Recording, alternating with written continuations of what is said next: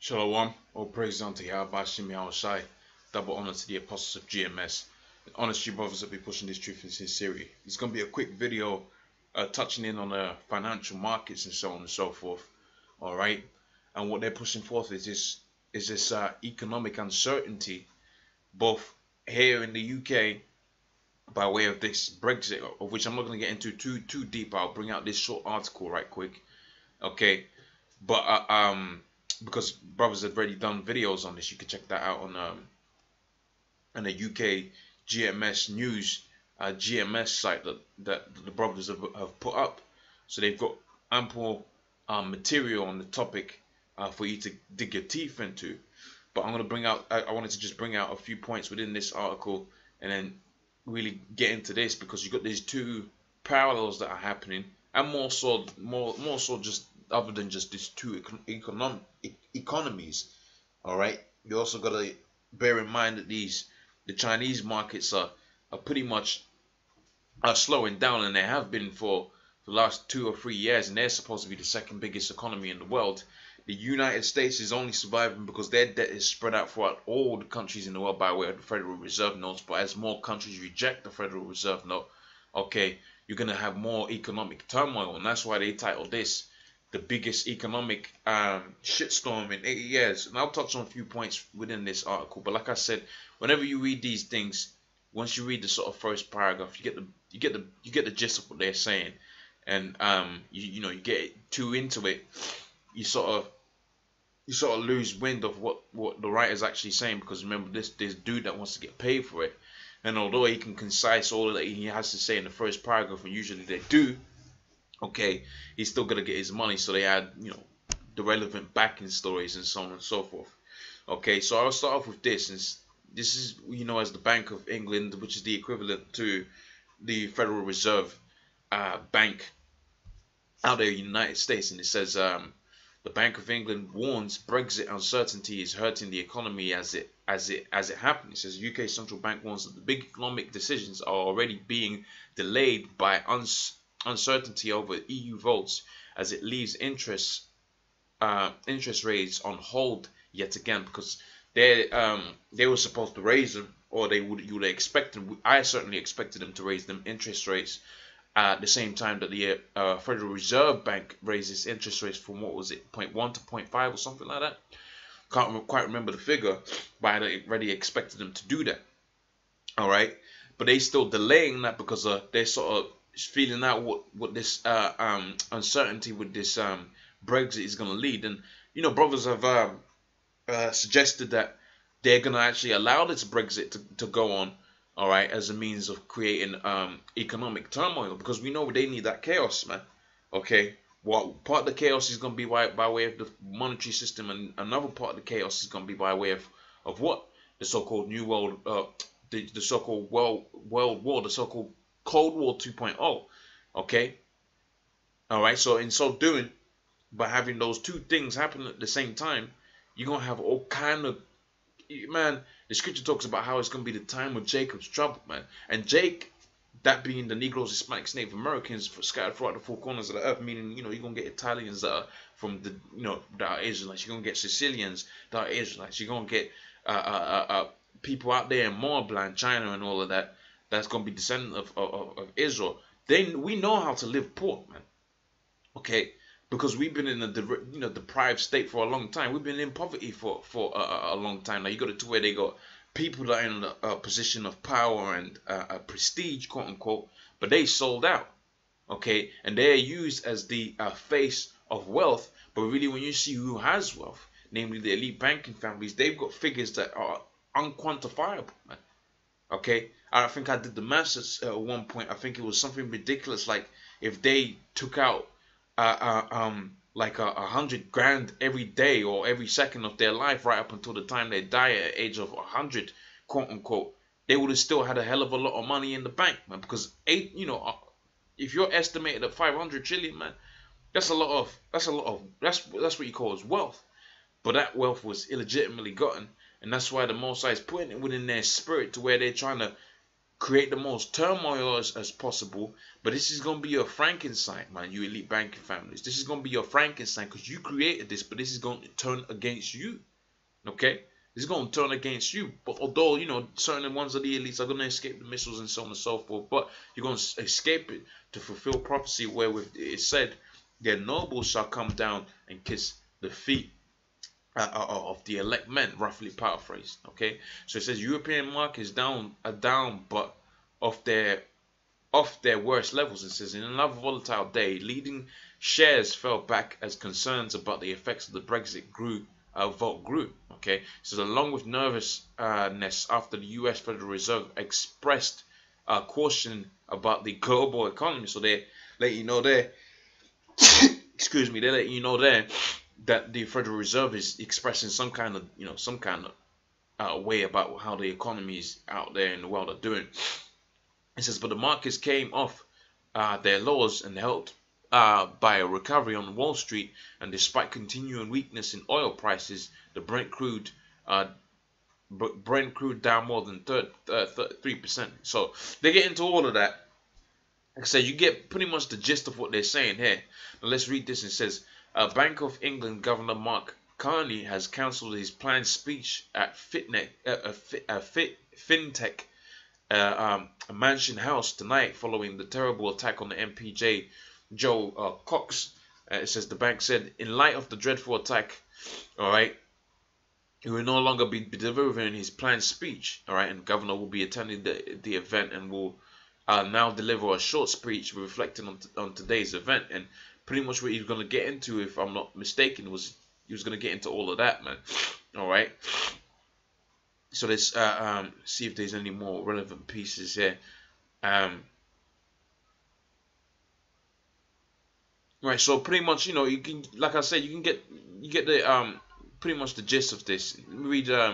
It says the market worries about the UK leaving the EU may be overdone, says Julian Jessup. So whenever they push these, whenever they push the truth out or whatever, they're gonna have a countermeasure to it to get you more acclimatized to whatever hell they're gonna bring upon you. And that's what they did with them LGBT niggas out there, man. Okay, they'll say, oh, they'll have it on TV, or is it right? And they'll have a protagonist and antagonist, and that's what they're doing right here. It says nervousness about the Brexit has obviously been having an increasing impact on the sentiment in the global market. This is perhaps seen as clearly. This is seen most clearly in the strong performance of safe havens such as the Japanese yen and the price of gold, which we have been tracking the latest referendum odds closely. It says, however, this may not last much longer for three main reasons. Just the first, to some extent, the nervousness in the market is simply reflects the fact that no one yet knows the result of the referendum. So they're anticipating for the back of that statement that if it goes in one way, that potentially you can have it to where those markets are gonna recover or whatever. Okay, which is could happen, but it's not for me to say. I'm not a financial analyst or anything. I'm just here to prophesy the scriptures, man. And we know ultimately that this monetary system is gonna fall to shit. All we can do is but speculate what's gonna be the reason, man, until it is manifested. Okay, it said first, to some extent, the nervousness in the market is simply. So I read that. So it says second, even if the vote is for Brexit, the UK would probably remain a member of the EU for several years. It says the result of the referendum will not only be advisory. All right, while UK politicians cannot ignore the views of the electorate completely, most favor remain and could drag the process out or try to find a relationship which replicates the EU membership in all but the name. It says the third, the rhetoric of the global policy makers is likely to change dramatically. It says currently those favoring Remain have the incentive to talk about the risk of the Brexit in an attempt to influence the electorate. Okay, so they're basically saying in this statement that people that have benefits in staying, they're just amplifying, some of them risks. But the numbers don't really lie for themselves, man. All right, if you're having some kind of uncertainty, that means whatever way it's gonna happen, it's gonna have some effect. Now, brothers have done said that they could use this exit as a means of crashing the market, man. And you can see that from, pretty much, hopefully I've touched on it enough, right? You can pretty much see that they could do, man. Okay, if you're having market volatility just off of the uncertainty of it happening, then that leads one to believe that if it did happen, then ultimately you would have even worse of a scenario. Okay, so it says biggest economic shitstorm in 80 years is coming. It says the coming collapse will be far worse than the Great Depression, and you need to be prepared. So how are the men of the Lord going to get prepared? You're going to get into the truth. You're going to turn back onto Yahweh Shimi Al-Shai. You're going to teach this truth in his wholesomeness, for lack of a better word. Okay, it says the causes of the Great Depression seem similar to the Great Recession, seem similar to the Great Depression, but check those words out. It says significant differences exist. It says previous chairman of the Federal Reserve, Bernanke, had extensively studied the Great Depression as part of his doctoral work at MIT and implemented policies to manipulate the money supply and interest rates in ways that were not done in the 1930s. It says Bernanke's policies will now undoubtedly be analyzed and scrutinized in the years to come, because ultimately all of this, they need a man to blame it on, so they're routing it back to the policies that he's implementing. But we know he's just ultimately he's going to be working for the elites, and the elites is going to give him instructions on what to do. He says that as economists debate the wisdom of his choices. It says generally speaking, the recovery of the world's financial system tended to be quicker during the Great Depression of the 1930s as opposed to 2000's recession. If we contrast the 1930s with the crash of 2008, where gold went through the roof, it is clear that the US dollar on the gold standard was completely different animal, right? So it's saying here on the gold standard, right, was a completely different animal in comparison to the fiat free floating US currency we have today. All right, both currencies in 1921 and 2008 were US dollars, but in an analogous way, right? If one was a saber-toothed tiger, the other is a Bengal tiger. Okay, they are two completely different animals. Where we have experienced inflation since 2008 crash, the situation was much different in the 1930s when deflation set in.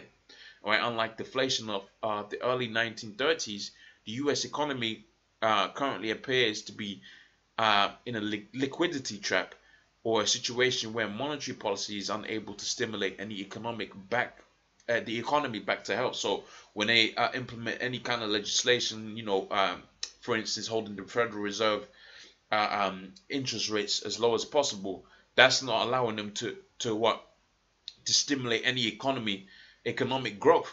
All right, it says in terms of the stock market, nearly 3 years after 1929, it says the DJIA dropped for 8.4 and in August 12th in 1932, and says we have experienced great volatility with large in intraday swings in the past 2 months in 2011. So we have not experienced any record-shattering daily percentage drops to the tune of 1930s, where many of us that have that 1930s feelings in light of the DJIA, the CPI, right, and the national unemployment rates, where national unemployment rates, we're simply not living in the 1930s, and some individuals may feel as if we're living in a depression. It says, but for many others, the current global crisis simply does not, and they're calling it a crisis, simply does not feel like a depression akin to the 1930s. It says 28 and 29 were times in the 20th century where wealth gaps reached such skewed extremes. Half the unemployment rate, half the unemployed had been out of work for over 6 months, and something that was not repeated until the 2000s recession. Okay, so pretty much most of that is self-explanatory. And it says in 2007, and 2008 eventually saw the world reach new levels of wealth gaps, inequality that rivaled 1928 and 29. So that's the world we're living in right now. So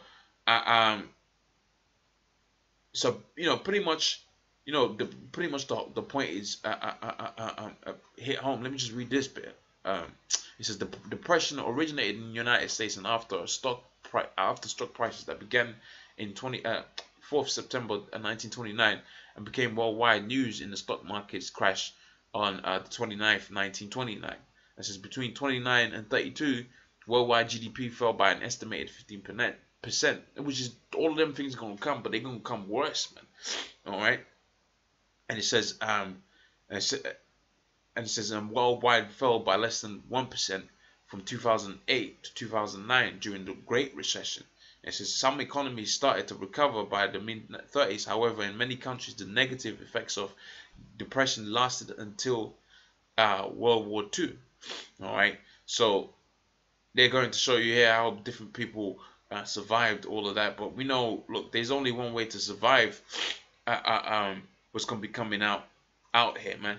Okay, there's only going to be one way to, survive what he's calling an economic shitstorm. All right, the worst in 80 years. Right, the only way to survive that is if Yahweh Shimi Al-Shai is with you. So, hopefully I didn't get too deep into all of these different things, because really, that deserves, all that's being said there, deserves, and I might do it one day, deserves like a good thorough 40-minute video, hour video, so we just touched on certain bits. So with that, I'm going to say, all praise unto Yahweh Shimi Al-Shai, double honors to the Apostle GMS. Shalom.